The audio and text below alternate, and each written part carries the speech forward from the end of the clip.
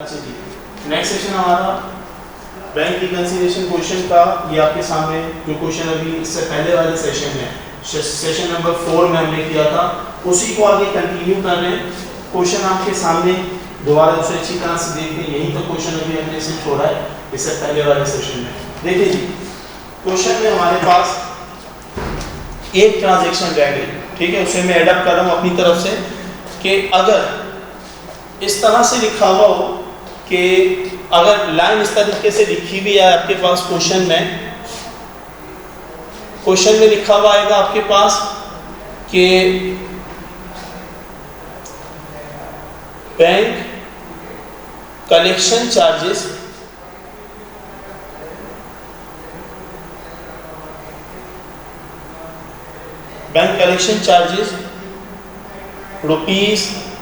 ₹500 recorded in bank statement, but लेकिन गलती से क्या हुआ, but bank collection charges ₹500 recorded in bank statement. Bank statement में लिखा हुआ है, बैंक स्टेटमेंट में एग्जांपल के तौर पे जनवरी की 30th को कि ₹500 माइनस हुए और उसको लिख दिया कलेक्शन चार्जेस। ये आपके पास कलेक्शन चार्जेस है। अब ₹500 कलेक्शन चार्जेस बैंक स्टेटमेंट में तो लिखा हुआ है, आपके पास वो रिकॉर्ड नहीं है, तो अब आपने करना है, माइनस करना था। तो आपने उसे जब माइनस किया ना 500 को, तो वो बताना ये चाह रहे हैं कि bank collection charges ₹500 recorded in bank statement, but record twice in cash book में वो 2 मरतबा रिकॉर्ड हो गए।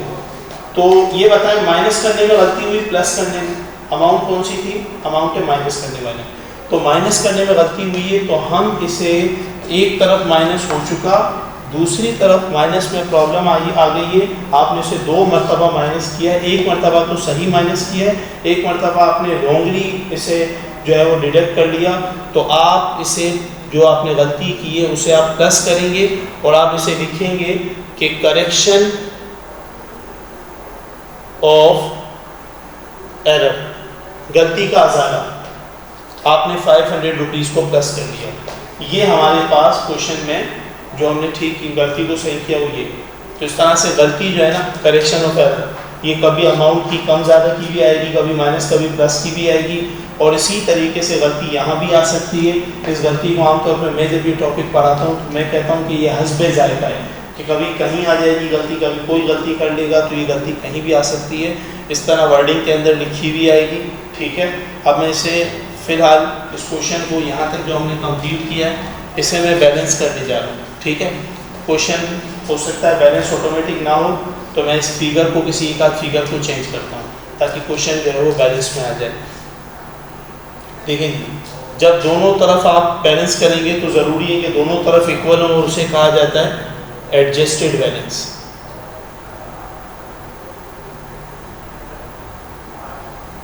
अब बैलेंस को हम अपनी तरफ से इसे मैं बराबर करने जा रहा हूँ।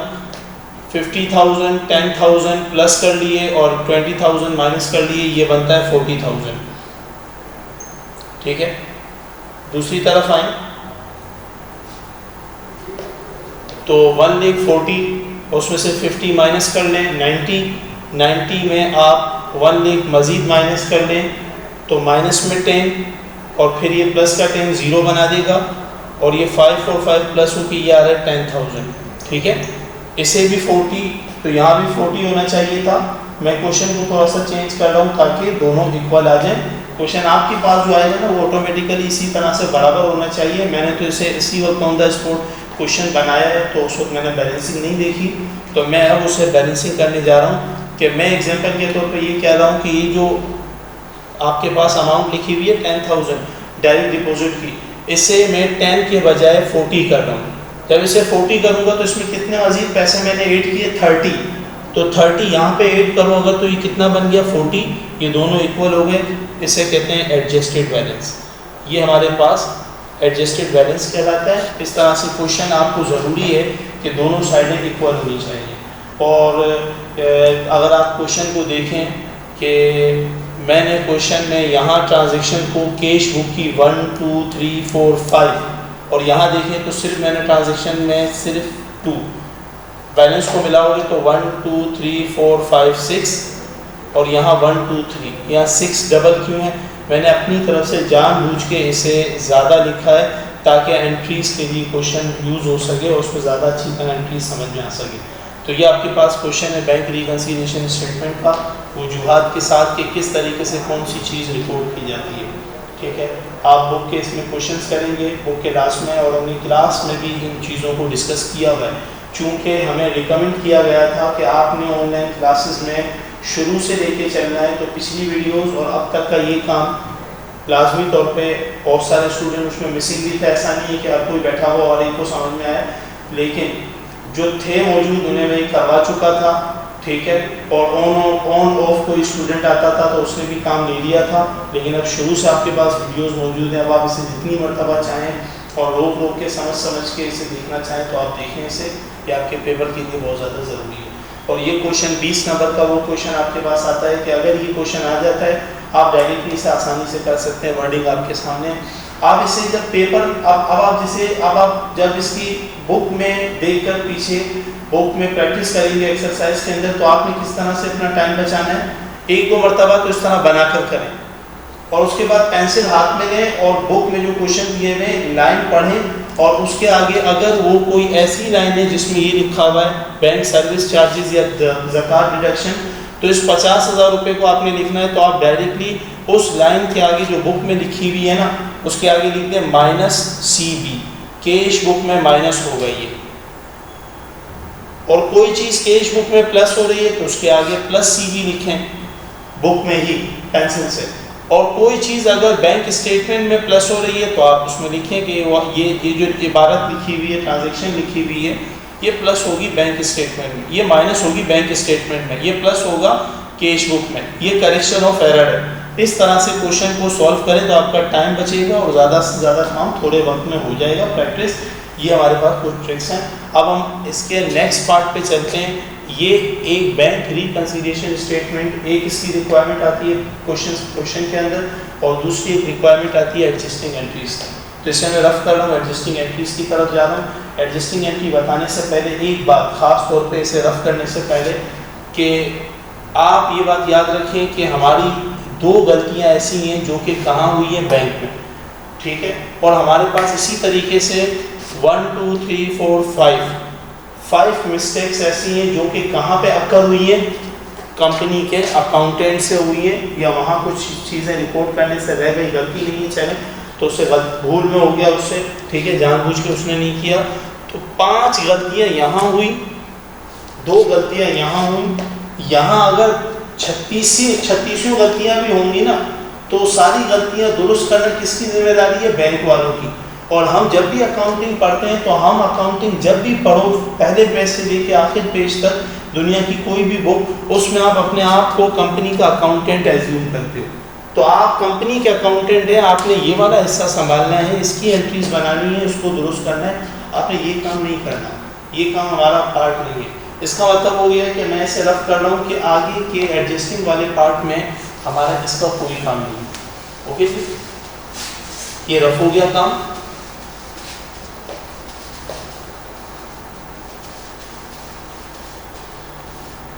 और अब हमारा काम सिर्फ क्या रह गया कि हम कंपनी की गलतियों को दुरुस्त करें। ठीक है, आइन कंपनियों की गलतियों को दुरुस्त करते हैं। Let's start the adjusting entries.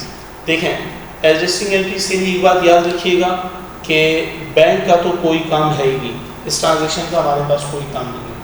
Number second, ये जो कैश बुक का काम है ना, इस पर हम काम करेंगे, तो इसमें इस पर हम काम नहीं करेंगे, बैलेंस पर, और इस टोटल पे हमारा काम कोई नहीं है। हमारा सिर्फ काम क्या है, जो प्लस और माइनस हो रहा है उनकी एंट्रीज को बनाना। तो इसका मतलब हो गया 1 2 3 4 5, हम सिर्फ 5 एंट्रीज बनाएंगे एडजस्टिंग, और उसी में से प्लस माइनस करके इसे दुरुस्त करेंगे। ठीक है जी, तो मैं इसे बाकी के एरिया को, ताकि एंट्रीज बनाने में आसानी हो, इसका काम हमारा नहीं है, ये एंट्रीज हम नहीं बनाएंगे, बैंक वाले बनाएंगे। ठीक है जी,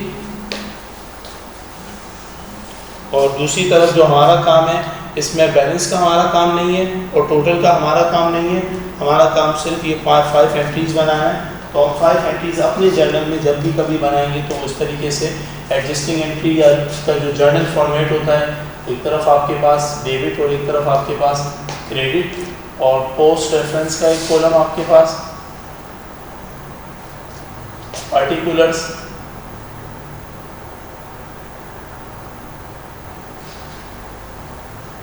और एक तरफ आपके पास डेट। ठीक है जी, एंड 5 एंट्रीज बनानी है। नंबर 1 पहली एंट्री, इसे भी समझ के बनाए, रट्टा लगाना भी आसान है, वो तरीका भी बता दूंगा, लेकिन समझ के करें तो ज़्यादा अच्छा। नंबर 1 एक ऐसी एंट्री बनेगी, नंबर 1, नंबर 2 ये एंट्री बनेगी, number 3, number 4, number 5, just 5 entries we have made. Number 1 50,000 rupees minus हो रहे हैं। क्यों माइनस हो रहे हैं? क्योंकि सर्विस चार्जेस या ज़कात की डिडक्शन बैंक ने कर दी थी, हम अब माइनस कर लें। जब आप बताएं कि आपको कभी पता चले कि आपके अकाउंट में से पैसे माइनस हो गए, तो आप जब बैठे हुए होंगे अपने पास कंपनी में और आपका ही अकाउंट है, या चलो घर बैठे हो, आपको पता चला कि आपके अकाउंट में से पैसे माइनस हो गए, तो आपने फ़ोन किया और आपने पता किया कि बैंक में फ़ोन करके, तो आपको पता चला कि वो बता रहे हैं कि भाई ये 50,000 रुपये आपके अकाउंट में से ज़कात के और बैंक सर्विस चार्जेस के माइनस हुए। तो आप क्या करेंगे? आप कहेंगे हाँ माइनस किए, वो ठीक है, करने भी चाहिए थे, मेरे पास रिकॉर्ड में नहीं था, तो अब आप भी अपने पास से उसे माइनस करते हैं, तो कर दिया। ठीक है, जब आप इसे एंट्रीज में लिखेंगे ना, तो तब आपने ये माइनस प्लस नहीं लगाना। माइनस प्लस ज़बान है मैथ्स की, और अकाउंटिंग की ज़बान कौन सी है? डिडक्शन और ऐड करना ज़बान है इंग्लिश की। माइनस प्लस की जो निशानात सिंबल्स हैं वो मैथमेटिक की ज़बान है। जमा तफरीक करना उर्दू की ज़बान है। अकाउंटिंग की ज़बान कौन सी है? Debit credit. तो आपने इसको डेबिट क्रेडिट में देखना है कि सर्विस चार्जेस जब आपके पैसे माइनस हो रहे हैं आपके अकाउंट में से, तो वो डेबिट होंगे क्रेडिट होंगे। तो अगेन मैं बता रहा हूँ कि जो आपके पास आपके अकाउंट में पैसे होते हैं, आप उसे कहते हैं बैंक अकाउंट, और बैंक अकाउंट को आप कहते हैं कि ये आपके पास एसेट है। हर वो चीज़ जो आपके फ्यूचर में आपके कारोबार में काम आए, आप उसे एसेट कहते हैं। तो बैंक अकाउंट काम आएगा फ्यूचर में कारोबार चलाने के लिए, तो आप उसको एसेट कहते हैं। तो ये आपके पास एसेट है। एसेट के रूल ये कहते हैं कि जब कभी भी एसेट इंक्रीज हो तो डेबिट में लिखो, और एसेट जब कभी भी कम हो तो उसे क्रेडिट में डाल दो। क्रेडिट वाली साइड पे रिकॉर्ड करो। मुझे ये बताएं, यहाँ पैसे हमारे बैंक अकाउंट में से कम हो रहे हैं, वजह है ये, ठीक है, ये वजह है, और बैंक अकाउंट में से कम हो रहे हैं, तो बैंक अकाउंट कम हो रहा है तो उसे क्रेडिट में लिखना पड़ेगा। ओके जी, तो मैं यहाँ पे लिख रहा हूँ कि इस एंट्री के अंदर बैंक अकाउंट क्रेडिट में जाएगा, बैंक अकाउंट क्रेडिट में लिखा जाएगा। अच्छा जी, नेक्स्ट में इसे मैं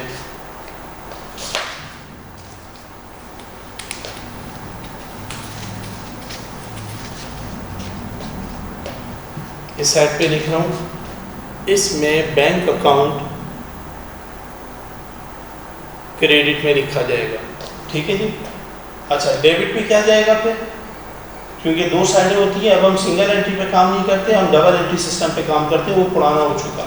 डबल एंट्री सिस्टम में डेबिट और क्रेडिट दोनों लिखने पड़ते हैं, रिपोर्ट करने पड़ते हैं, और दोनों का इक्वल होना ज़रूरी है। तो आप अगर इसको क्रेडिट में लिखेंगे तो डेबिट में कौन सा लिखा जाएगा? डेबिट में ये वजह लिखी जाएगी। तो मैं इसे निशान लगा के बता रहा हूँ कि ये वाला अकाउंट फिर डेबिट हो जाएगा, लेकिन नाम क्या यही चलेगा? क्योंकि नाम ज़रूरी है कि अकाउंट का जो नाम हो ना वही लिखना पड़ेगा। इसकी एक मैं मिसाल दे के समझा रहा हूँ कि पीच ट्री का एक सॉफ्टवेयर है अकाउंटिंग का। अगर आपने उसमें एक मरतबा लिख दिया कि जो आपके खाने पीने के बिजनेस में ऑफिस में रोज़ाना के खर्चे होते हैं, चाय पानी के, आपने उसे नाम दे दिया इंटरटेनमेंट का, इंटरटेनमेंट एक्सपेंस, और इंटरटेनमेंट एक्सपेंस में आपने उसे ई के बजाय स्पेलिंग को आई से शुरू कर दिया इंटरटेनमेंट को, और आई से आपने फर्स्ट टाइम उसे लिख दिया। अब जब आइंदा आप रिपोर्ट करेंगे, आप कहते हैं कि इंटरटेनमेंट को यार तलाश करो कि पहले कितना हुआ था, अब आज का उसमें ऐड करना है खर्चा, तो तुम तलाश करते रहो। अगर ई से लिख के आप सही स्पेलिंग के साथ लिख के रिपोर्ट करोगे तो वो अलग अकाउंट बनेगा। तो आपने जो अकाउंट एक मरतबा यूज़ किया है आप उसको या फिर दुरुस्त करें, या फिर अगर आप दुरुस्त अकाउंट को अलग से रिकॉर्ड करेंगे तो वो एक अलग खर्चा कहलाएगा। अकाउंटिंग के अंदर नाम का बहुत ज़्यादा ज़रूरी है, नाम का बहुत ज़्यादा फ़र्क पड़ता है, तो ज़रूरी है कि सेम नाम यूज़ किए जाएँ।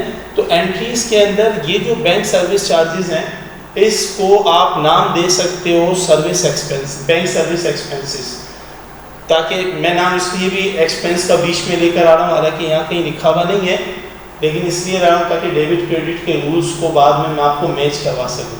तो मैं यहाँ पे लिख रहा हूँ एग्जांपल के तौर पर कि डेबिट में इसकी जगह पे नाम जाएगा सर्विस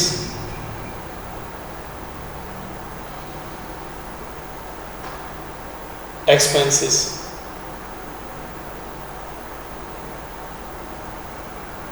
डेबिट।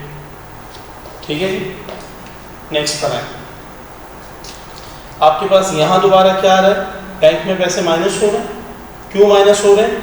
कि बैंक ने पेमेंट कर दी है, किसी पार्टी को पेमेंट करनी थी। इससे पहले जो सवाल समझाया आप देख सकते हैं उसमें कि बैंक ने किसी पार्टी को, आपने पेमेंट करनी थी, बैंक ने खुद ही डायरेक्ट पेमेंट कर दी। आपने उसे हाँ पहले ओके किया हुआ था कि इंस्टॉलमेंट देनी है एग्जाम्पल के तौर पे, इस तरीके से जो भी कोई ऐसा फिक्स खर्चा है वो आप पहले से बैंक को कह देते हैं कि इन साहब के अकाउंट में ट्रांसफ़र कर देना, तो बैंक उसे सिस्टम के हाथ में दे देता है, वो फिर उस डेट को हो भी जाता है। तो बैंक ने पेमेंट कर दी आपको बताए बगैर। बताए बगैर का मतलब है कि पेमेंट के वक्त नहीं बताया, ठीक है, या मैसेज आप तक पहुंच गया आप उसे पढ़ नहीं पाए, तो बैंक ने पेमेंट कर दी, आपको बाद में पता चला तो आपने भी उसे माइनस किया था पेमेंट बाय बैंक।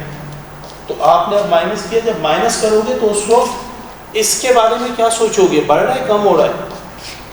आपका जो बैंक अकाउंट है, बैंक अकाउंट आपका उस वक्त कम हो रहा है क्योंकि पेमेंट हुई है, पैसे आए नहीं गए। तो पेमेंट हुई है, पैसे गए, तो उसका मतलब ये है कि आपका बैंक अकाउंट कम हुआ है। जब कम होगा तो किस साइड पे रिकॉर्ड किया जाएगा? डेबिट वाली साइड पे। तो हम इसे इन पैसों को बैंक अकाउंट को, चूँकि कम हो रहा है तो बैंक अकाउंट को इस एंट्री के अंदर हम लिखेंगे क्रेडिट में। फिर दोबारा वही सवाल, अगर ये क्रेडिट में आएगा तो डेबिट में क्या आएगा? तो मेरा दोबारा वही जवाब कि डेबिट में जो आपके पास वजह है वो लिखी जाएगी। फिर उसके बाद वही इंस्ट्रक्शन कि वजह के लिए क्या यही नाम आएगा इतना लंबा एंट्रीज के अंदर? तो अकाउंटिंग के एंट्रीज में मखसूस नाम आया करते हैं, ये नाम नहीं आएगा। पेमेंट मेड बाय बैंक के अंदर पेमेंट की गई है, क्यों पेमेंट की है? क्योंकि आपको करनी थी, तो आप उसे, जिसको पैसे देने होते हैं ना, आपके ऊपर कर्ज होता है, आप उसको क्योंकि पेमेंट करनी थी, तो जो करनी होती है आपके ऊपर लाजमी होता है काम, आप उसको लाइबिलिटीज़ और उसको आप अकाउंट पेएबल के नाम से लिखते हैं। तो ये असल में अकाउंट पेएबल आएगा डेबिट साइड पर, चूँकि ये क्रेडिट में आया है तो ये डेबिट में आएगा। अगर ये डेबिट में आता तो वो क्रेडिट में जाता, ठीक है। और उसकी लॉजिक भी सामने नज़र आ रही है कि जब कभी भी कर्जा कम होता है, लाइबिलिटीज़, उसका जो रूल है डेबिट क्रेडिट का, तो जब कभी भी कर्जा कम होता है तो वो डेबिट में रिकॉर्ड किया जाता है। अगेन इसमें भी डेबिट और क्रेडिट के रूल्स फॉलो हो रहे हैं। मैं यहाँ पे छोटा सा ऐसे रूल्स के तौर पे, ताकि आपको याद रहे कि दरमियान में एक छोटा सा बॉक्स बना के एसेट्स, चूँकि पांचों नाम दोबारा आएंगे इस वजह से मैं यहाँ पे नाम दोबारा लिख रहा हूँ कि एसेट्स जब कभी भी इंक्रीज़ होगा तो डेबिट में, जब कभी डिक्रीज़ होगा तो क्रेडिट में। और इसी तरीके से सेम इसके कौन सा नेचर है? एक्सपेंस का। एक्सपेंस जब कभी इंक्रीज़ होगा तो सेम साइड पे रिकॉर्ड किया जाता है। और इसी तरीके से तीन और कौन सी सेम नेचर है? लाइबिलिटीज़, रेवेन्यूज़ और इक्विटी।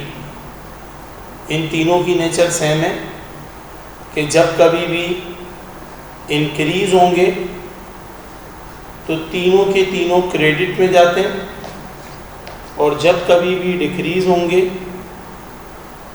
तो तीनों के तीनों डेबिट में रिकॉर्ड किए जाएंगे, ठीक है जी।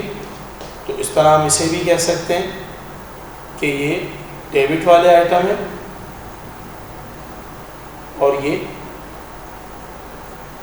क्रेडिट वाले आइटम है। ये मैंने इसमें सेपरेशन कर दी ताकि रूल्स थोड़ा और आसान हो जाए याद रखने के लिए, ठीक है जी। तो ये हमारे पास रूल्स हैं। इन रूल्स को देखते हुए आपकी जब कभी भी लाइबिलिटीज़ कम होती हैं, कर्जा कम होता है, क्योंकि बैंक ने पेमेंट कर दी, आपके ऊपर कर्जा कम हो गया, तो लाइबिलिटीज़ जब भी कम होती हैं तो वो डेबिट में रिकॉर्ड की जाती है। तो ये हमारे पास डेबिट में एक एंट्री आ गई, ठीक है। अच्छा जी, नेक्स्ट पर आए, नंबर थर्ड, सेकेंड एंट्री भी कंप्लीट हो गई। Number third entry, number third entry में तो क्योंकि ऑनलाइन क्लासेस हैं उसमें मैं ये जो दो एंट्रीज़ बनी है ना, मैं इन दो एंट्रीज़ में से एक एंट्री यहाँ पे बना के फिर आगे जा रहा हूँ, ताकि आप इसे पहले वीडियो को पोस्ट करके खुद ही सारी एंट्रीज़ कंप्लीट करें, फिर आगे देखें आपने सही किया है या नहीं, ठीक है, ओके।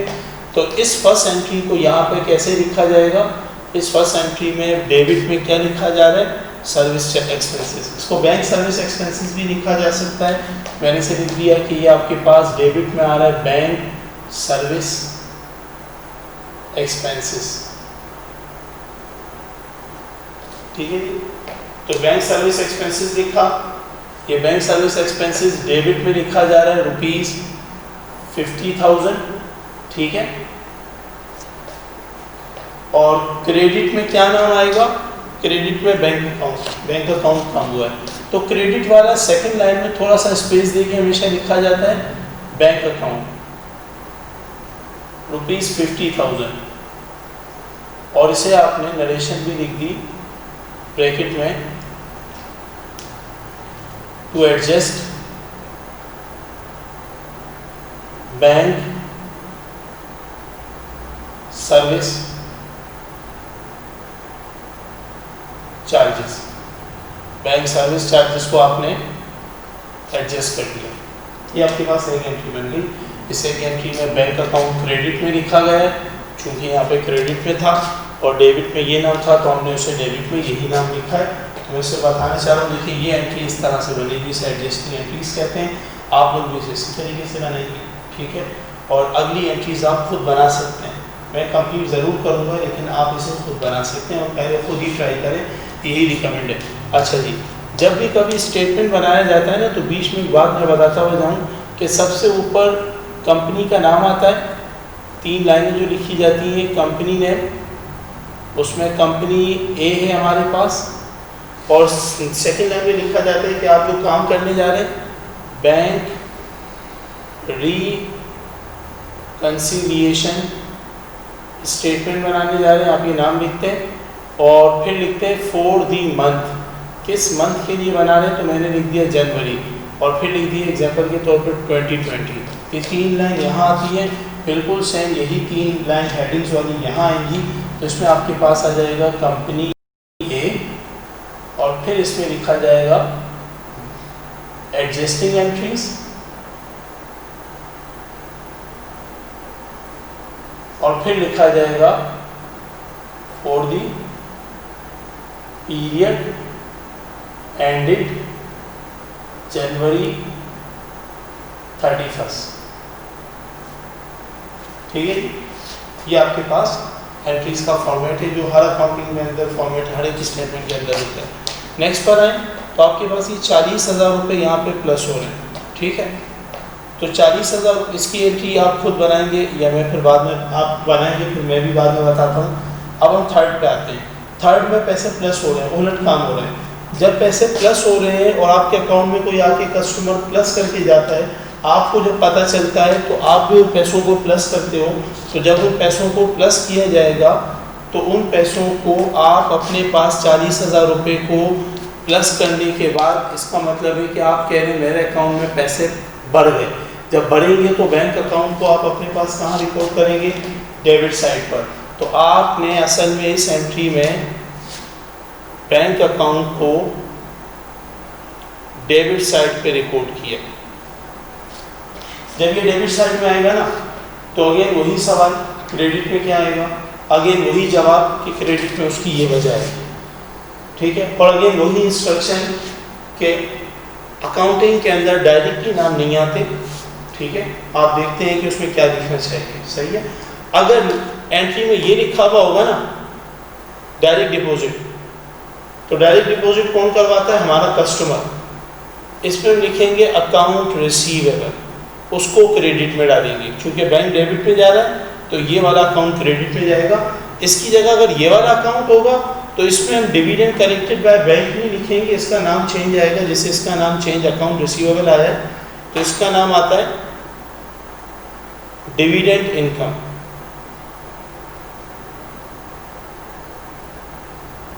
वो क्रेडिट में जाएगी, ठीक है जी। दोनों में से कोई भी एक नाम जो भी होगा, नेचर सेम थी, दोनों को सेम ट्रीट करना था, इस वजह से मैंने एक साथ ही लिख दिया, ठीक है।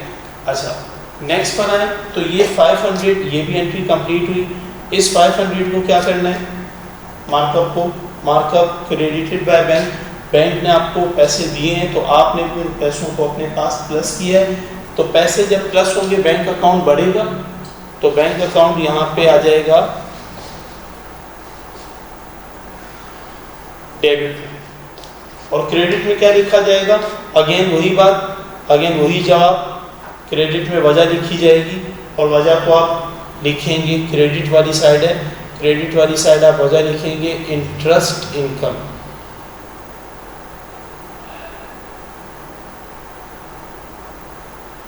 ठीक है जी, नेक्स्ट पर आए। ये 500, ये एंट्री भी कंप्लीट हुई। ये 500 प्लस हो रहा है लेकिन करेक्शन ऑफ एरर है, लेकिन हो क्या रहा है, प्लस। प्लस होने का मतलब है कि बैंक अकाउंट में पैसे, बैंक अकाउंट हमारा क्या हो रहा है, बढ़ रहा है, तो हम इसे प्लस करेंगे। तो प्लस हो रहा है तो हमने इस 5, अच्छा ये 5000 है, ठीक है जी, उस वक्त मैंने इसे 5000 गिना था, 5000, तो हमने इसे लिख दिया कि बैंक अकाउंट में पैसे प्लस हो रहे हैं। अब प्लस होने की वजह क्या है, तो वजह तो ये प्लस होने की, यानी अगर बैंक अकाउंट डेबिट में जा रहा है तो ये वाला नाम क्रेडिट में जाएगा, लेकिन ये वाला नाम नहीं जाएगा। अब करेक्शन ऑफ एरर में नाम कौन सा डालें, तो नाम अपनी तरफ से कोई नहीं डालना, पीछे तलाश करना है सवाल में क्या दिया हुआ था, गलती क्या हुई थी। तो याद करें गलती ये हुई थी कि बैंक ने पैसे एक मरतबा माइनस किए थे, आपने 2 मरतबा माइनस कर लिए थे, तो आपने गलती वाले माइनस को दोबारा प्लस किए। वो बात बिल्कुल ठीक है, लेकिन गलती के अल्फाज थोड़ा सा बताएं कि वो गलती किस अकाउंट में हुई थी। तो वो गलती जो बैंक ने पैसे माइनस किए थे और आपने भी एक मरतबा तो सही माइनस किए थे, वो किस खाते के थे पैसे, वो पैसे आपके पास, अगर आप थोड़ा सा याद रखें तो कलेक्शन चार्जेस थे बैंक के।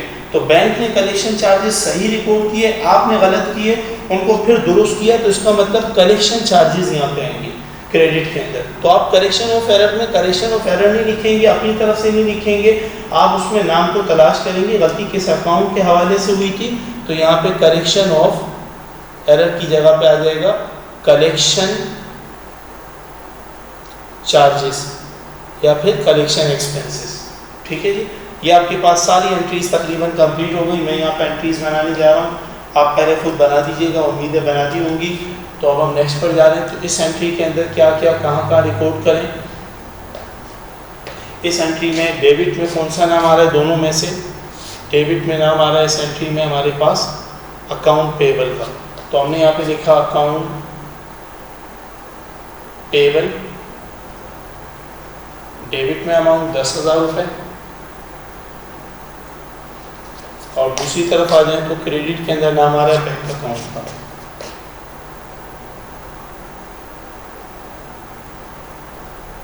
₹10,000।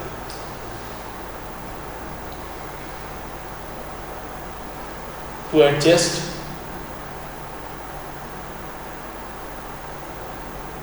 पेमेंट मेड बाय बैंक, ये आपके पास एक और एंट्री हो गई। फिर नंबर 3 पर आते हैं। ठीक है जी, नंबर 3 पर आते हैं। नंबर 3 वाली एंट्री में आपके पास डेबिट में कौन सा अकाउंट आ रहा है, नंबर 3 वाली एंट्री में डेबिट में आपके पास ये 2 अकाउंट मैंने यहाँ निशान लगा दिए थे कि दोनों में से कोई एक होगा। ठीक है जी, इन दोनों में से डेबिट में आ रहा है बैंक अकाउंट, तो हमने डेबिट के अंदर लिखना है बैंक अकाउंट,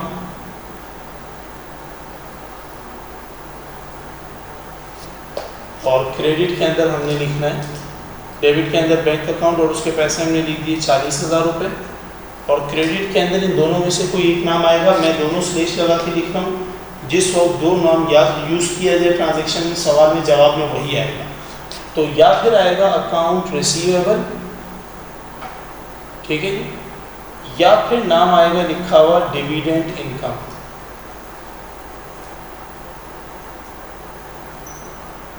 $40,000, ठीक है, टू एडजस्ट। और फिर ये वाला टू एडजस्ट के बाद ये वाले जो आपको पूरी लाइन दी हुई है, ये इसमें से कोई एक नाम आ जाएगा, ठीक है जी। नेक्स्ट पर आए नंबर 4 पर, ये आपके पास नंबर 4 वाली एंट्री है। नंबर 4 में आपके पास लिखा हुआ है कि डेबिट में क्या नाम आ रहा है, बैंक अकाउंट, क्योंकि प्लस हो रहा है ना, तो आपने इसे लिखा बैंक अकाउंट। डेबिट में ₹5,000, क्रेडिट में वजह लिखी इंटरेस्ट इनकम, तो आपने ये लिखा इंटरेस्ट इनकम 5,000, और उसमें लिखा आपने टू एडजस्ट, किसको एडजस्ट कर रहे हैं, इंटरेस्ट इनकम को।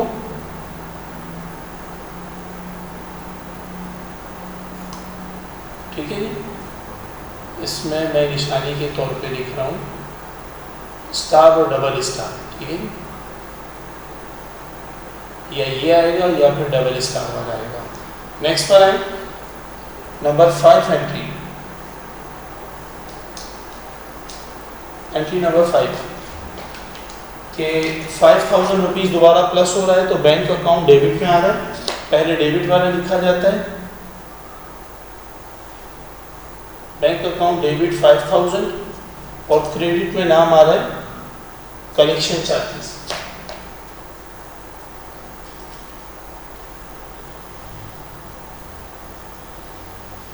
$5,000 to adjust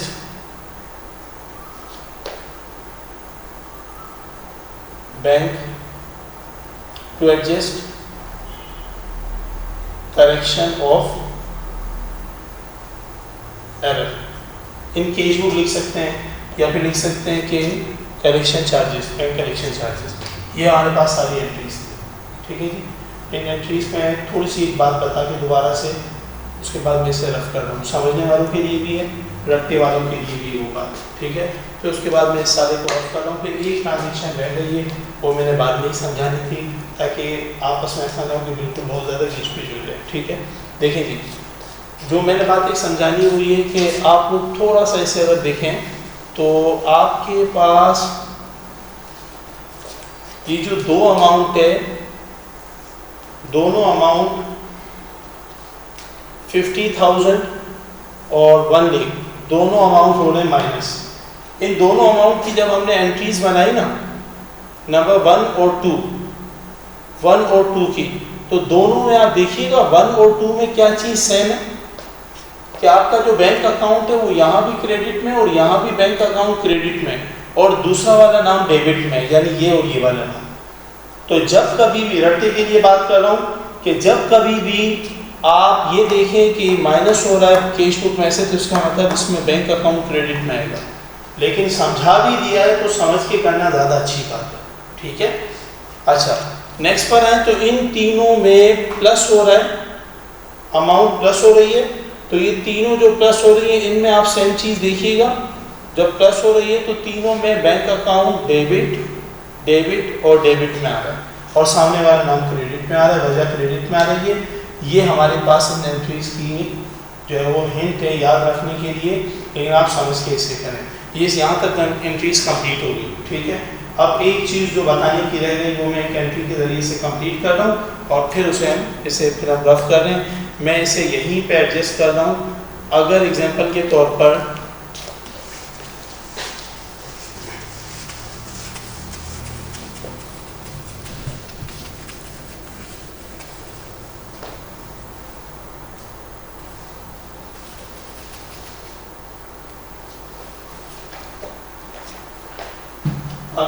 के तौर पे आपके पास लिखा हुआ आता है, ट्रांजैक्शन में सवाल में लिखा हुआ आता है कि cheque NSF marked rupees, question चल रहा है क्वेश्चन में 1 2 3 4 इस तरह से ट्रांजेक्शन्स है, उन ट्रांजेक्शन में बीच में एक ये ट्रांजेक्शन लिखी हुई है, ठीक है। वो एक ट्रांजेक्शन जो NSF मार्क है उसे डिसऑनर्ड चेक भी कहते हैं, डिसऑनर्ड चेक। इसमें अगर लिखा हुआ है ₹5000, ठीक है, चलो 15,000, 5,000 वहाँ बार बार आ चुका है। अगर ये लिखा हुआ, इसका मतलब क्या बनता है? इसका मतलब बनता है, कहानी बता रहा हूँ, जरा सा सुन लें। इसका मतलब बनता है कि ये हमारी कंपनी ए है, ठीक है, और ये हमारे कस्टमर है, उससे हमने चीजें दी, गुड्स, उसने उसके बदले चेक दिया ₹15,000। उस चेक को लेके अपने पास कैशियर ने कैश बुक में प्लस कर लिया कि 15,000 रुपए आ गए, और उस चेक को भेज कहाँ दिया? बैंक में, बैंक अल हबीब में भेजा जब, तो वहां पे भेजने के बाद पता चला कि ये जो 15,000 का चेक है ये बैंक को करना चाहिए था प्लस हमारे अकाउंट में। वो कहता है नहीं, इसमें साइन की प्रॉब्लम है, इसमें 1-2 एरर है, इसमें जो है वो काट पीट की हुई है, 1-2 निशानात लगे हुए, या फिर उसे कहते हैं, जिस तरह ये जो मैं गलतियां बता रहा हूँ ना, उसको इसे ये गलतियां कहते हैं। या फिर उसने क्या किया कि आप जमा करवा कर गए, आपने भी किए, बैंक ने भी कर दिए, जमा करने थे, बैंक वाले ने दोबारा फोन किया, भाई जो चेक देकर गए हो ना उसे वापस ले जाओ, उस बंदे के अकाउंट में उतने पैसे ही नहीं है, उसे कहते हैं नॉट सफिशिएंट फंड। तुमने 15,000 रुपए का जिससे चेक लिया उसके अकाउंट में सिर्फ जो है ना वो 200 रुपए पड़े हुए, तो तुम उससे दूसरा चेक लिखवा के ले आओ, ये हम खत्म कर रहे चेक। और जब वो देगा तो आपने उस चेक को खत्म किया। इसका मतलब बैंक ने तो जमा करने से मना कर दिया, आप जमा कर चुके थे, आपने गलती की, आप अब उसे दोबारा से माइनस करें, ठीक है। तो हम उसे अपने पास से माइनस करते हैं। इसका मतलब वो यहाँ पे अगर क्वेश्चन से देखें तो क्वेश्चन में वो यहाँ माइनस होगा हमारे पास, ठीक है, कैश बुक में माइनस होगा 15,000 रुपए और लिखा जाएगा डिसऑनर्ड चेक, या फिर लिखा जाएगा NSF मार्क। और चूंकि माइनस हो रहा है तब उसकी एंट्री बनेगी, उसकी एंट्री में बैंक अकाउंट क्रेडिट में आएगा, ठीक है जी, ₹15,000। और डेबिट पे क्या जाएगा? ये हमारा कस्टमर के साथ रिलेशन बता रहे हैं, तो इसमें बैंक अकाउंट क्रेडिट और अकाउंट रिसीवेबल का नाम डेबिट में आएगा इसकी जगह पर, ठीक है, क्योंकि कस्टमर के साथ ताल्लुक है। अकाउंट रिसीवेबल डेबिट में 15,000 to adjust dishonoured cheque. Okay जी, तो ये हमारे पास हमारा क्वेश्चन था आज का, और इसकी एंट्रीज भी मैंने बता दी तमाम तर। उसके अलावा जो ऐसी एंट्रीज हों जो आप समझें कि सर ने ये बताई नहीं आ गई, तो आप उसे व्हाट्सएप ग्रुप वगैरह पे, और जो अच्छे पढ़ने वाले स्टूडेंट हैं वो आप आपस में कर सकते हैं। आपसे ज़रूर उसकी प्रैक्टिस करें, फिर नेक्स्ट सेशन में दोबारा इंशाल्लाह मिलते हैं। ओके जी, अल्लाह हाफ़िज़, अपना ख्याल रखिएगा।